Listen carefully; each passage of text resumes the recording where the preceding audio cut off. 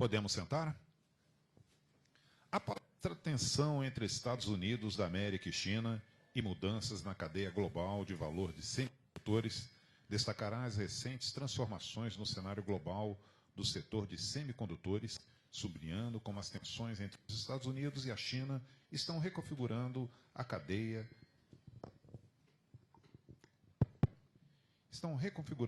de valor deste componente essencial à tecnologia moderna e como esse cenário de disputa tecnológica entre Estados Unidos e China abre janelas de oportunidades para países como o Brasil no setor de semicondutores. O professor Kim Liu, do Departamento de Economia da Universidade Nacional de Seul, oferecerá insights sobre a dinâmica atual do setor, dando particular atenção às mudanças ocorridas na Ásia e as implicações para a posição de liderança dos Estados Unidos a médio e longo prazo. Além disso, será explorada a resposta estratégica dos Estados Unidos que visa restringir o desenvolvimento tecnológico da China e as consequências dessa postura para outros países relevantes na indústria global de semicondutores. Promoveremos um debate que contará com a participação do professor Augusto Cadelha, que atualmente é gestor do Centro Nacional de Tecnologia Eletrônica Avançada e professor da Universidade Federal do Estado do Rio de Janeiro. Para dar as boas-vindas, convidamos a fazer o uso da palavra o diretor-presidente do Centro de Gestão e Estudos Estratégicos, senhor Fernando Rizzo. Bom, boa tarde a todos.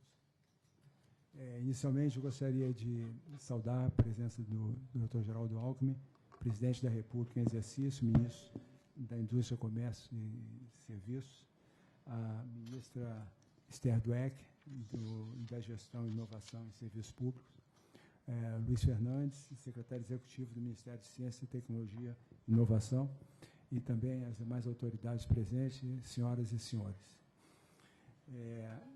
O caráter globalizado e fortemente especializado do setor de semicondutores é praticamente um senso comum entre os estudiosos do tema. Historicamente, as primeiras indústrias de semicondutores se formaram nos Estados Unidos entre as décadas de 50 e 60 do século passado, estimuladas pelo apoio do Departamento de Defesa, Pesquisa e Desenvolvimento nas universidades e institutos americanos, bem como pelas compras públicas com vista a modernizar as Forças Armadas. Entretanto, rapidamente, as empresas pioneiras do setor se aperceberam da abrangência das possibilidades para aplicação de semicondutores em soluções de interesse civil, que desde então se diversificaram e, mais atualmente, ganham um novo fôlego com as emergências das tecnologias 4.0, como a internet das coisas, inteligência artificial e computação quântica, para citar apenas algumas. Na medida em que o mercado para semicondutores se diversificou, acelerado pelo interesse no acesso a novas aplicações em diferentes partes do mundo, a indústria também passou por transformações relevantes. Elas tiveram implicações importantes sobre o modelo de negócios das empresas e passaram a pautar o cálculo geopolítico das principais potências tecnológicas, tendo em vista a novidade do setor e as possibilidades de inserção internacional. Nesse processo, o setor de semicondutores cresceu não só em razão do protagonismo estadunidense, mas também a criatividade e ousadia de países aspirantes que conquistaram na cadeia global um espaço relevante. Nesse breve exercício histórico, cabe lembrar que o Japão, na década de 80, foi um competidor feroz, ameaçando a dominância dos Estados Unidos. Na década seguinte, nota-se a emergência da Coreia do Sul como uma potência científica e tecnológica que soube avaliar e se posicionar de maneira estratégica no setor, tomando a dianteira no segmento, por exemplo, de memórias. Taiwan, também, através de um expressivo e continuado esforço de P&D aplicado à manufatura, formou uma empresa líder que hoje domina a produção de chips mais avançados em nodos cada vez menores. Outros países, aproveitando suas competências locais, tornaram-se competitivos em aspectos fundamentais, como é o caso da Holanda, no desenvolvimento de equipamentos avançados de litografia. Esses exemplos nos ajudam a contextualizar as mudanças mais recentes do setor, além de pôr sob perspectiva o processo de inserção de um novo país aspirante, a China, que, apesar das dificuldades, tem logrado avanços relevantes na última década, particularmente no domínio de tecnologias mais maduras. Além disso, a aplicação da China no desenvolvimento de fronteira, como inteligência artificial, parece indicar que o país possui competências para dar um salto qualitativo e talvez enfraquecer a liderança dos Estados Unidos no médio e longo prazo. Se isso acontecerá ou não é uma questão aberta e que será tema de discussão nessa reunião. O governo dos Estados Unidos, há alguns anos, se movimenta no sentido de limitar o desenvolvimento chinês em tecnologia, consideradas estratégicas do ponto de vista de defesa nacional, levando a cabo um embargo que envolve outros países importantes no setor, como o Japão e Holanda. Mas isso, ao mesmo tempo, tem sido resistido pelas empresas globais, em razão tanto do peso do mercado chinês, né, quanto o grau mesmo de integração econômica entre Estados Unidos e China. O CGE, no Centro de Gestão e Estudo Estratégico, desde sua fundação, tem estudado o desenlaçar de mecanismos centrais de apoio à inovação no Brasil. Vale destacar os esforços da Casa no acompanhamento da Lei de Informática, uma política para o setor de tecnologias de informação e comunicação, e também no que tocante aos semicondutores, fizemos estudos sobre semicondutores orgânicos, alguns anos atrás. Atualmente, o CGE está conduzindo 2 estudos qualitativos acerca do impacto da Lei de Informática e do Programa de Apoio ao Desenvolvimento Tecnológico da Indústria de Semicondutores, o PADIS, sobre as empresas beneficiárias, objetivando, com isso, caracterizar o ecossistema de P&D instalado no Brasil e identificar desafios para o futuro. Navegar em águas tão turbulentas não é tarefa fácil. O Brasil, historicamente, é pragmático nas relações exteriores, não precisa tomar um lado da atenção. Entretanto, ter conhecimento sobre o que se passa na conjuntura geopolítica contemporânea é imprescindível, pois, na ausência dele, a política de Estado para o setor incorre no risco do anacronismo. O CGE tem como missão estimular o debate qualificado e reunir competências, e está extremamente feliz de reunir esse painel e saúda, no caso, o professor Kyung Lee, né, pela oportunidade, né, de ouvi-lo e conversar sobre esses aspectos. Temos convicção de que o ouviremos essa tarde, no caso, né, renovará a nossa avaliação sobre esse setor, como também trará, vamos dizer assim, instigará os espaços na tomada de decisão, seja no governo ou nas empresas, uma postura mais reflexiva e estratégica sobre qual papel o Brasil pode ambicionar no futuro. Então, talvez seja algo que temos a ensinar no país, seja sobre o que fazer ou mesmo não fazer. Muito obrigado.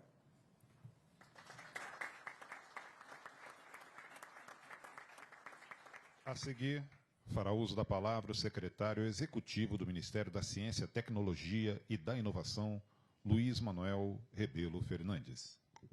Bom, muito boa tarde a todos e a todas. Eu queria, em primeiro lugar, cumprimentar o presidente Geraldo Alckmin, que nos honra com a sua presença aqui na mesa, a ministra Esther Dweck, o Fernando Rizzo, diretor-presidente do CGE, que é uma organização social vinculada ao Ministério de Ciência, Tecnologia e Inovação. Queria saudar o professor Kyung Lee, que nos brinda também com a sua presença e a sua inteligência neste debate. O Augusto Gadeira, que recebeu do governo uma missão singular e dialética, que ele é o liquidante do CEITEC, tem a missão não liquidar o CEITEC. Então, ele se depara com essa contradição existencial, né? O liquidante que tem por missão não liquidar. E cumprimentar também o secretário Wallace, né? Eu sei que trabalhou com o professor Lee lá na Coreia do Sul. E, em nome deles, cumprimento a todos que estão aqui participando desse debate. Eu acho que é um debate muito importante, porque o mundo está passando por uma transformação profunda e acelerada no âmbito da qual se intensificam as tensões internacionais.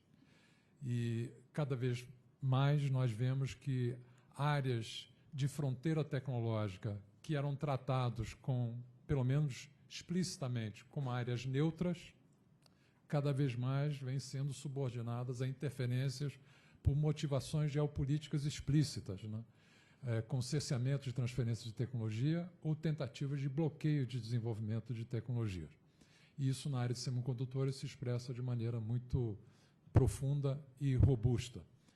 E essas tensões vividas pelo mundo nos últimos anos, agravadas também pelo contexto da pandemia, revelaram de maneira bastante nua e crua que os países que não detiverem capacidade nacional de produção e desenvolvimento em áreas estratégicas estão vulneráveis à interferência externa e incapazes de sustentar o seu próprio desenvolvimento. E é esse é o tema central que nós queremos debater aqui. Até parabenizo o MIDIC e o CGE por trazer uma pessoa tão qualificada para nos trazer elementos para reflexão sobre essa evolução. E essa é uma área em que os nossos 3 ministérios, junto com outras áreas do governo, têm cooperado intensamente. Nós, em conjunto, participamos do grupo de trabalho que estudou cenários para a preservação da capacidade de produção nacional na área de semicondutores, que está materializada no CEITEC. Portanto,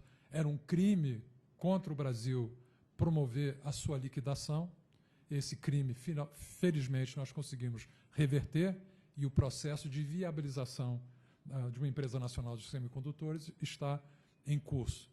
Também, fruto dessa cooperação dos 3 ministérios, nós estendemos e renovamos o PADIS, incluindo outros elementos na cobertura desse programa de apoio à indústria de semicondutores nacionais, e o fazemos inteiramente alinhado com as discussões que vêm sendo conduzidas no Conselho Nacional de Desenvolvimento Industrial para promover a reindustrialização em novas bases do país, tendo na indústria de semicondutores uma área estratégica desse esforço de reindustrialização nacional. E eu acho que, inclusive, a parceria entre os nossos ministérios está materializada na figura da Verena, aqui, que é a secretária executiva do Conselho, oriunda do CGE, que agora foi convocada pelo MIDIC para ter essa função muito importante, né, de liderança no desenho da nova política industrial, promovendo uma comunhão entre todos esses esforços que o governo vem empreendendo. E conhecer as tensões, portanto, é importante para situar um Programa Nacional de Desenvolvimento na área, mas entendendo que, como já foi dito pelo Riso, não nos cabe ter alinhamento automático com ninguém nessa tensão. Nos cabe diversificar as relações de cooperação, parceria internacional, para aproveitar os espaços que se abrem para promover um efetivo desenvolvimento do Brasil nas áreas da fronteira da sociedade do conhecimento. Então, tenho certeza que o debate aqui vai muito nos ajudar nessa formulação e na execução dessa política. Muito obrigado.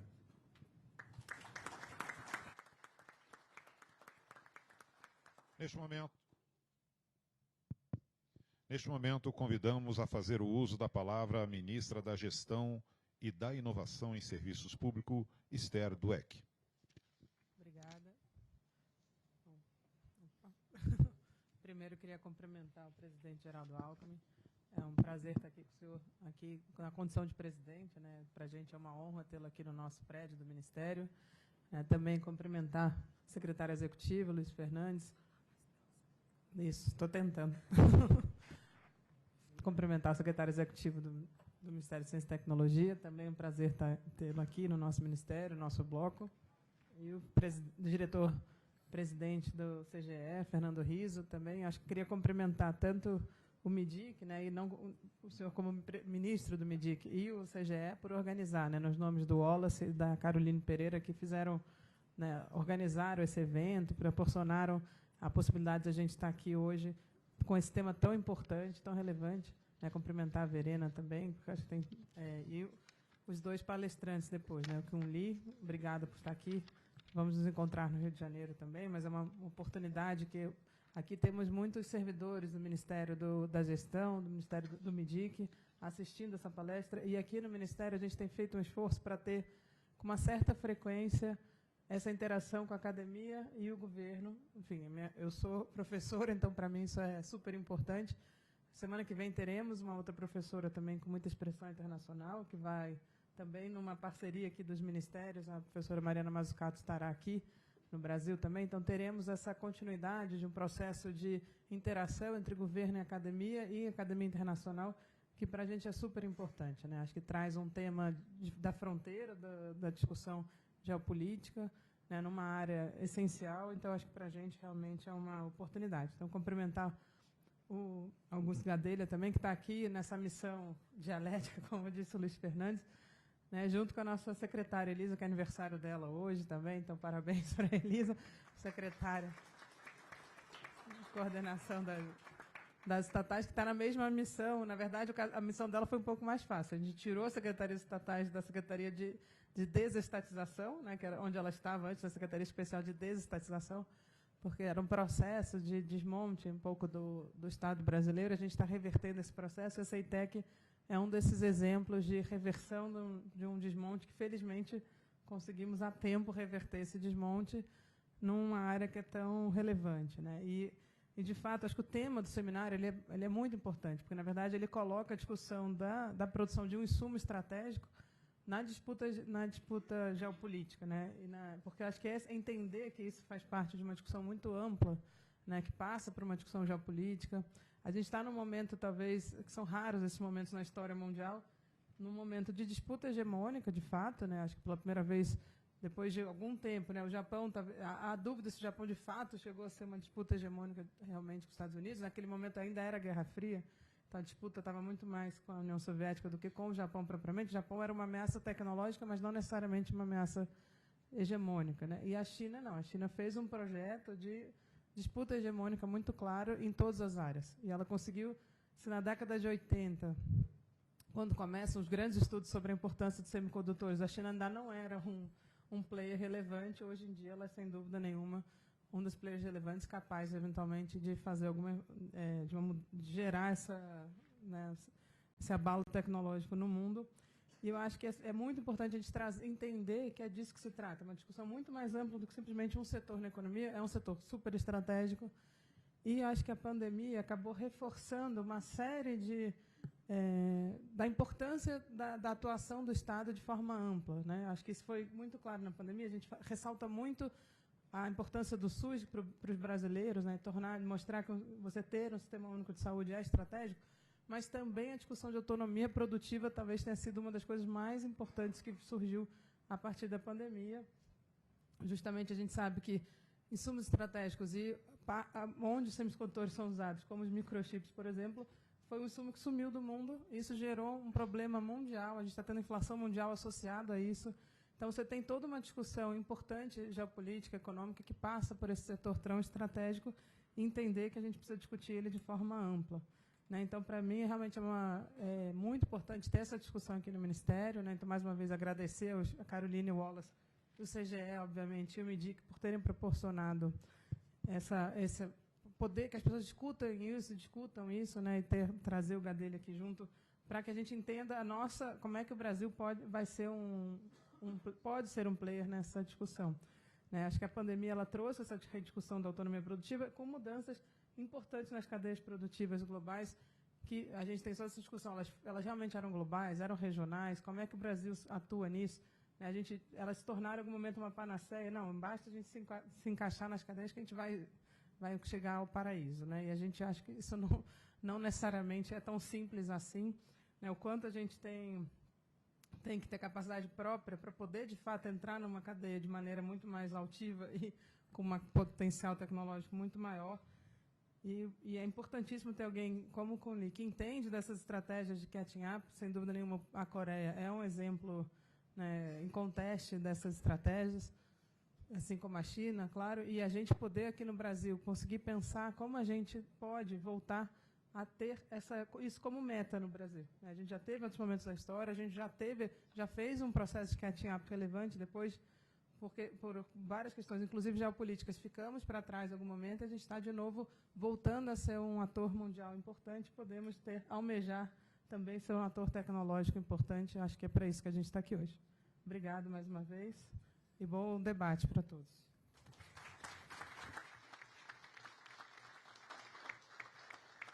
Senhoras e senhores, com a palavra o presidente da República em exercício, Geraldo Alckmin. Muito boa tarde. Muito boa tarde. Cumprimentar a nossa anfitriã, ministra Esther Dweck, cumprimentar o Luiz Manuel Rebelo Fernandes, secretário executivo do Ministério de Ciência e Tecnologia, o Fernando Riso, diretor-presidente do Centro, do CGEE, professor Kun Li, professor do Departamento de Economia da Universidade Nacional de Seul, dar as boas-vindas, seja muito bem-vindo ao nosso país. Cumprimentar o professor Augusto César Gadelha, que assume o CEITEC, cumprimentar o Wallace Moreira, nosso secretário de Indústria, Inovação, Comércio e Serviço, que morou na Coreia e trabalhou junto com o professor Kuhn. Cumprimentar todas as amigas, amigos, é da alegria de estarmos aqui juntos. Nós temos um grande desafio aí pela frente. O Brasil, nas últimas décadas, sofreu uma grande desindustrialização, acentuada e precoce. E temos que ver as causas da desindustrialização para segurá-la. Então, é um debate super importante como nós agirmos nas causas da desindustrialização brasileira e promovermos uma nova indústria, uma neo-industrialização verde, com descarbonização, uma nova industrialização com digitalização e inovação. E aí queria, ministra Esther, destacar a aprovação da nova lei que estabelece TR, os juros mais barato que existe, menos de 2% para pesquisa e desenvolvimento, digitalização e inovação. E a outra, o novo PADIS, que tira todos os tributos de importação, IPI, PIS, COFINS, tudo, para semicondutores e energia fotovoltaica. Então, procurando impulsionar aí áreas estratégicas da economia brasileira. Tenho certeza de que este encontro vai trazer boas luzes aí, bom debate, para a gente poder avançar mais e promover o desenvolvimento brasileiro. Semicondutores hoje está na nossa vida cotidiana, né? Desde o joguinho das crianças até a indústria bélica. E o Brasil precisa ocupar o seu espaço como o 5º maior país do mundo em extensão territorial, 7º país mais populoso do mundo, entre as 10 maiores economias, com ótimas universidades, centros de pesquisa, indústria diversificada, a gente buscar aí o nosso caminho para poder nos integrarmos nesse momento tão importante da vida de toda a população. Quero cumprimentar a ministra Esther pela ótima iniciativa e cumprimentar todos que vão participar desse debate. Muito obrigado. E, neste momento, está encerrada esta cerimônia de abertura e, por motivos de agenda, agradecemos a presença e nos despedimos agora do presidente da República em exercício, Geraldo Alckmin, e da ministra da Gestão e Inovação em Serviços Públicos, Esther Dweck. Solicitamos que aguardem em seus lugares para darmos prosseguimento à nossa programação.